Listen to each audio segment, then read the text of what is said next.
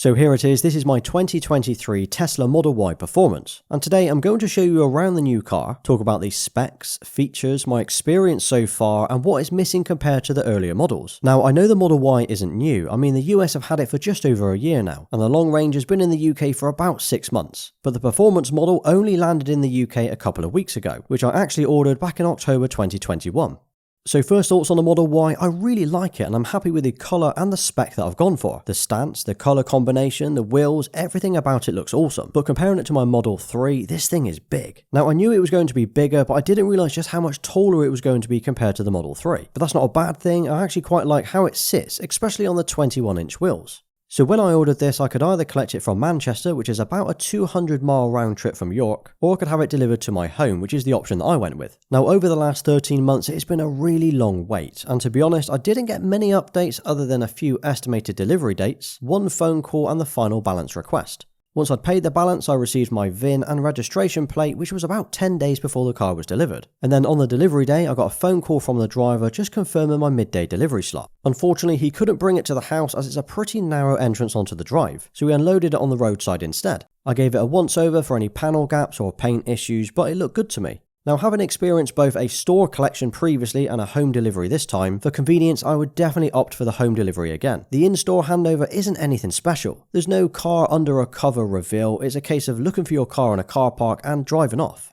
So as mentioned, I've gone for the Performance Model Y this time, and that's in Midnight Silver, which is basically a dark grey with a hint of blue. Personally, I think this is the best colour choice on this car. It looks stealthy and understated, and it definitely has the look that I wanted to go for. And as this is the Performance model, it does come with a few extras that you won't find on the other Model Ys. This includes the larger 21-inch Urba turbine wheels, and for me these look so good on the car. You could argue a set of 22s would fill the arches even better, but they definitely look nicer than the smaller wheels found on the long range. The tyres are 255 on the front and the wider 275 on the rear, so replacing these are not going to be fun. And behind the wheels are the Performance brakes and the red calipers. These are a nice contrast against the darker wheels, with that red popping through. Around the back there's the carbon fibre spoiler, which has a matte finish rather than glossy. Then just underneath that there's the dual motor badge with a red underline. There's a red underline which shows it's the Performance model. It's also got a slightly lower and firmer suspension than what you would see on the long range Model Y. Other things worth mentioning about the exterior are the all-black trim rather than chrome. We saw this added on the 2021 Model 3s as well, so the door trims, mirrors and even the cameras are all black on the Model Y.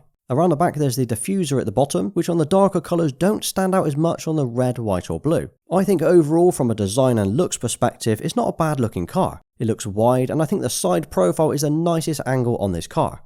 So there are really only two reasons you would opt for the Performance model over the long range. One is the design extras that you're getting like the wheels, spoiler and brakes, and the other of course is the power. So the rear wheel drive version has a 0 to 60 of 6.6 seconds, and that is pretty quick. The long range is 4.8 seconds, while the Performance is rated at 3.5 seconds. Now I've not timed this yet, but it feels very quick. But it's not just the 0 to 60, it's the instant response, that no lag. If you've ever been in or driven an electric car, you'll know exactly what I mean. Now my Model 3 is the long range with the acceleration boost, so that takes the 0 to 60 from 4.2 seconds to 3.7 seconds. Now it feels very quick, although over the last few years I've definitely got used to the power. Of course the 3.5 seconds in the Model Y doesn't seem that much quicker, but it is noticeably faster than what I'm used to. It feels a lot more planted as well, especially with the all-wheel drive and those wider wheels. And then you've got the range, which is rated at 319 miles, which is slightly less than the Model 3 and the Model Y long range, but ultimately this comes down to how you drive it. If I can get 250 to 280 miles from a full charge, that's enough for me to go from York to Bristol, which is something that I regularly do. And then you've got the suspension and the ride quality, which is very firm on this. Comparing it to the long range, it feels solid, but the wheels and the tyres make it a little bit harsher than I'd expect. Now previously I have owned BMWs with suspension just as hard as this, so it's not an issue for me, but it's definitely something worth mentioning. As for the interior, it's clean, minimal and is a nice place to be. I went for the all black seats rather than white, and they are really firm and supportive. Plus they have all of the usual controls for adjusting it as you'd expect. The door cards have a fake leather and suede-like material to them, but with the stitching and wood detail, I think they have a nice clean and yet premium look. It's also great to see that the buttons to open the doors have a little icon next to them, so passengers don't have to guess which button to press to open it. The center console has this wireless charging pad for 2 phones, plus there's loads of storage in the middle. If you slide this door open, there's a really deep storage area under here. Then you can tap to close it. There's also more storage under the armrest as well, along with a 12-volt charger. The steering wheel is a nice size, and it's got 2 buttons either side for controlling things like the volume, and another bonus here is actually a heated steering wheel. There is obviously an interior mirror, but you might as well be driving a van as there's practically no visibility when looking back. You're going to need to use the cameras instead. But one thing I have noticed is just how clear the rear view camera is on the Model Y. I know they've upgraded the cameras on the cars without USS, but this visually looks a lot cleaner than what I'm used to. Now the centerpiece of the interior is definitely the screen. This is the only display that we get in the Model 3 and the Model Y. I know a lot of you will find this strange and maybe too minimal, but you definitely get used to it and it's actually less distracting than having a cluster and loads of lights in front of you. But in the rear of the car there is loads of space. You can easily fit 2 to 3 adults back here, and for me with 2 children this is perfect. I do need to add their car seats in, but this is awesome back here.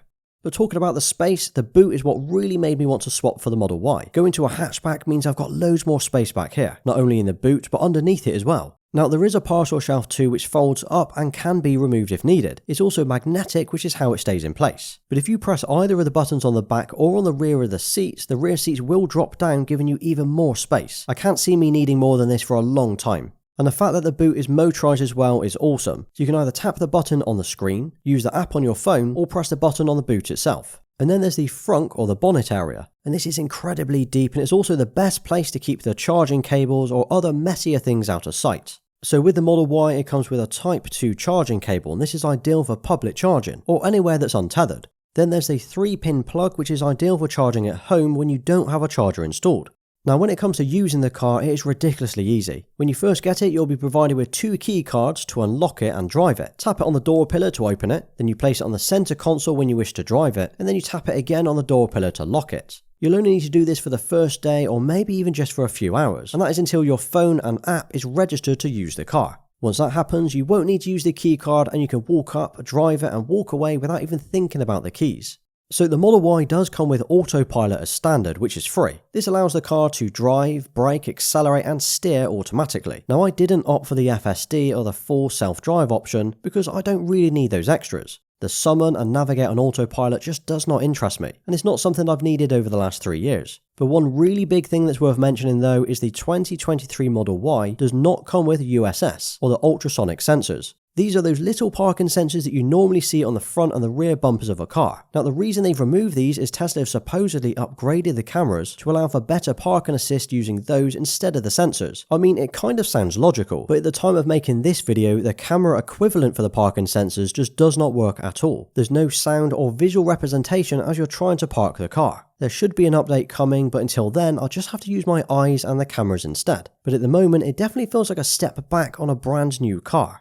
Now when it comes to charging it, I will be using a home charger, but as I've only just moved house, I don't currently have one installed. That means for the next few weeks or so, I will be using a 3-pin plug and charging it at just 10 miles an hour. It is how I've been charging my Model 3 for the last month, and it is a real pain. In my previous house, I used to have a Rolex charger, and this thing was awesome. But I've gone for the new Tesla charger instead this time. But in order to manage and schedule my charging, I will be using the EV Energy app. I will cover more on my charging and the cost in a separate video, but I'm currently with Octopus Go, and if you do switch to them using my referral link or the code, we will both get £50 credit to our accounts.